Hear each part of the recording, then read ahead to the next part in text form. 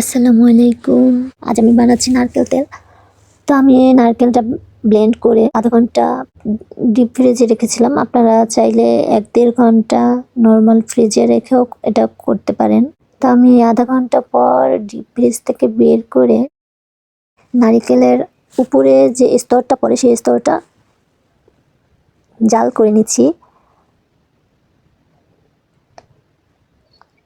এটা অনবরত নাড়তে হবে, নয়তো পুড়ে যেতে পারে, নষ্ট হয়ে যাবে।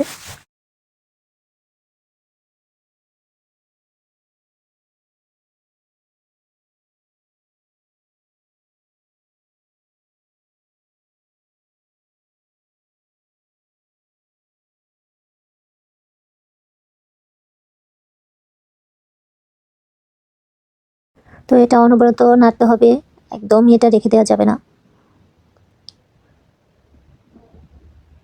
তো একটানা নাড়তে নাড়তে একসময়ে তেল বের হতে শুরু করে।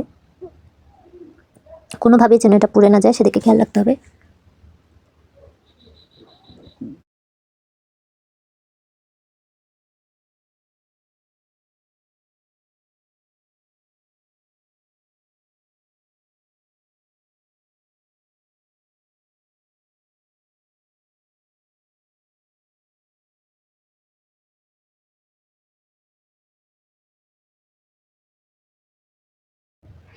নিচে লেগে যাওয়া অংশটা তুলে ফেলতে হবে, নতুবা পুড়ে যাওয়ার সম্ভাবনা থাকে।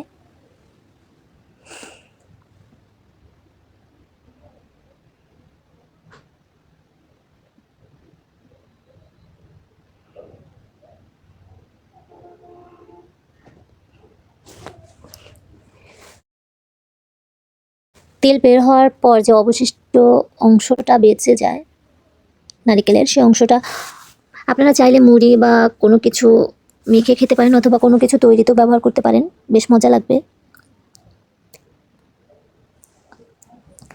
তেলটা ঠান্ডা হওয়ার জন্য রেখে দিতে হবে। প্লাস্টিকের পাত্রে গরম তেল ঢাললে কিন্তু পুড়ে যেতে পারে।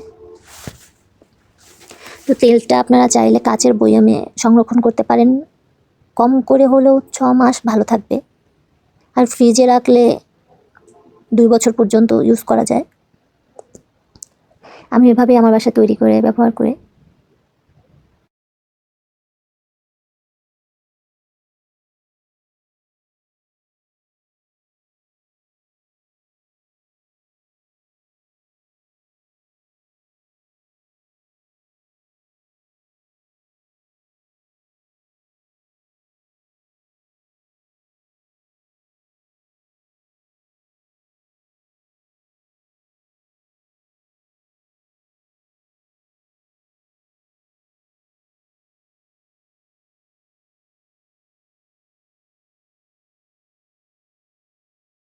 এটা আমিও, আমার বাচ্চা এবং আমার বাসায় সকলেই ব্যবহার করে থাকি।